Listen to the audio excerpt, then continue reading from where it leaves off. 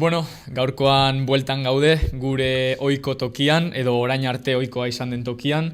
Notizia txarra da alde batetik, baina beste batetik ona, ze behintzat biok aurrez aurre gaude eta aurpegiak ikusten dizkiogu elkarri, ez? Hori da, ez dakitzen bat egun garen grabatzen bata bestiakin, eta pertsonan aurpegisa ikusi gabez. Bai, unibertsitatea berriro hasi berri dugu. Eta honek esan nahi du, Realarekin jarraituko dugula, baina denbora gitxuko dugula ere. Bai, denbora kenduko digu, baina agian Realak esperantza kenduko digu, orduan ez dakit zer den txarrago. Gaurkoz, Real Madriden aurkako partida dator, larun batean, gaur osteguna da, ostegunean ari gara hau grabatzen, baina geldialdia jada amaitu da, ordua zen, ez zaizkigu, bat ere gustatzen geldialdi hauek denboraldi erdian, ez? Eta, geldialdiko jokalariak jada zubietan daude entrenatzen, eta Reala prestatzen ari da erronka berri hau. Hau da, Oiartzabal, Txaletatzar, Aranburu, batzok oso posik adibidez Oiartzabalaren kasuan, ez? Bi gol bat eta 3 asistentziakin, Aranbururen kasuan ez, berri txarrak mundialetik kanpo geratu da.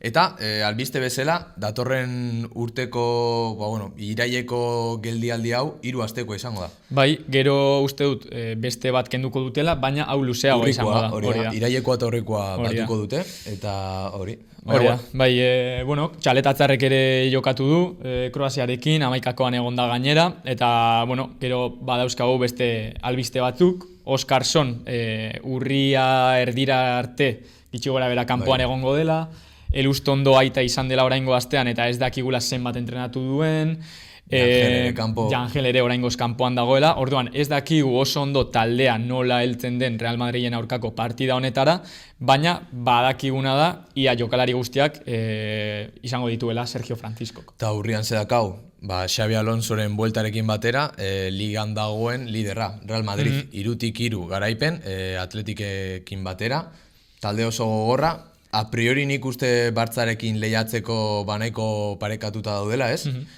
Nor baino nor, baina, Realak iraileko hilabete zailau, ondo hasteko aukera izango du.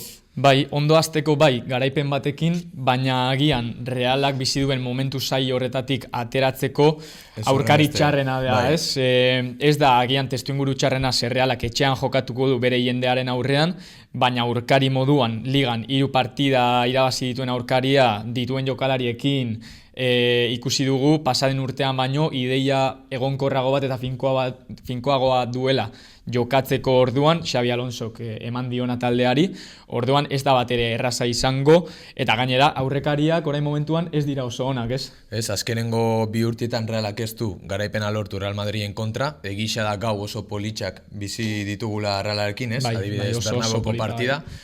Askotan aipatu dugu, baina, iazko denboraldiko partida honena izan zen. Dudari gabe gainera. Eta, nik uste Realak ere, talde hauen kontra handi itxutzen dela, eta espero dut behintzat, ez da gaua izango, atzaldia izango da, laurak eta lauterdiak edo laurak eta lauren, Realak partida politxa du aurretik, eta espero dugu, dinamika horretan handitzia ere, ez? Real Madrileko amaikak, hasi aurretik, debate bat dau, edo zalantza, ea Realak 4-2-3 bat erabiliko duen, edo 4-4-2 pasako den.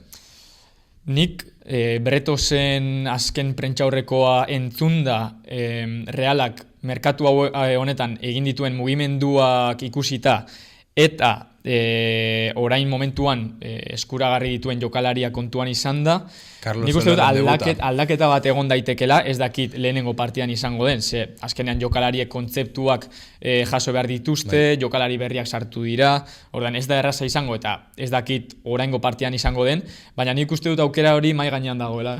Eta nik uste geldialdi hau oso ondo etorri zaiola Realari, batez ere, datei begirata, alde batetik dinamika txar hori gelditzeko, eta bestetik etorri berri diren jokalariak, adibidez, Carlos Soler, taldeko dinamika horretan sartzeko, eta ja lehenengo kontzeptu horietan, pixka bat ja sartzen juteko, ez? Hau esan da, nik uste azkenengo momentura arte zalantza hori egongo dela, Sergio Francisco momentuz 4-2-3 bat erabili du, baina zergatik ez Real Madriden kontra, ez? Real Madridek, oin bai, zuek ointxe ere ikusten ari zareten bezala, taia mundialeko jokalari asko ditxu, defentsan, aurrian, zelai erdixan, baina segurazki a priori 4-3 batekin hasiko du partida. Bai, horrelaxe hasi du.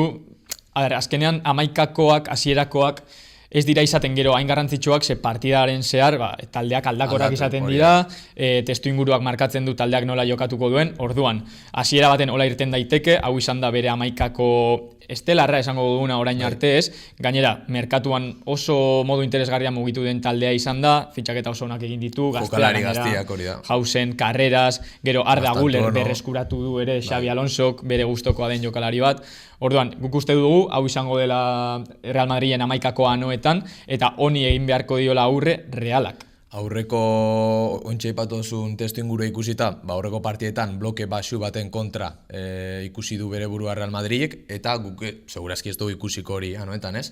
Realak presio nahiko altua itzen du, eta hori ikusiko dugu. Real Madriden erasoakin jarraitzeko, ikusten dugu, eta momentuz jasko denboraldixan jarri izan modan, eta urten ere errepikatzen ari da, lateral bat interior bezala jartzen da, kasu honetan Alexander Arnold, badakigu honka oso ona duela, eta Liverpoolen ere posizio horretan mugitzen zanez, eta bestetik Carreras, rekorrido askoko jokalaria da, eta bi kasu horietan, bai Barrenetxeak eta bai Kubok laguntza eskaini beharko diote bi lateralei. Bai, kasu honetan taldeek bilatzen dutena ez da desoreka bat, baina bai indarguneak aprobetxatzea jokalarien ezaugarrien arabera. Kasu honetan, Carreras, fizikoki oso jokalari trebea da, ez? Jun eta etorri asko egin alditzake, eta orduan kanpotik min gehiago eman dezake, baina gero, hanka ona duen Alexander Arnold. Zaila da, esateko, Benetan, gaur naztutzen ari naiz. Udan eukidugu Al-Hilali edo, ez da, Alkatzia. Alkatzia, ekip errandetekin.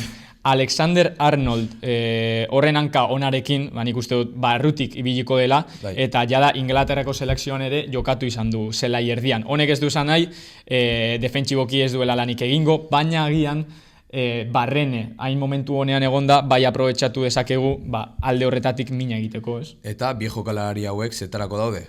Batez ere, Mbapperi paseak filtratzeko, ez? Badakigu Mbappe alde batetik bestera desmarkiak egiten dagoen jokalaria dagoela momentu oro, partidako, minutu oro.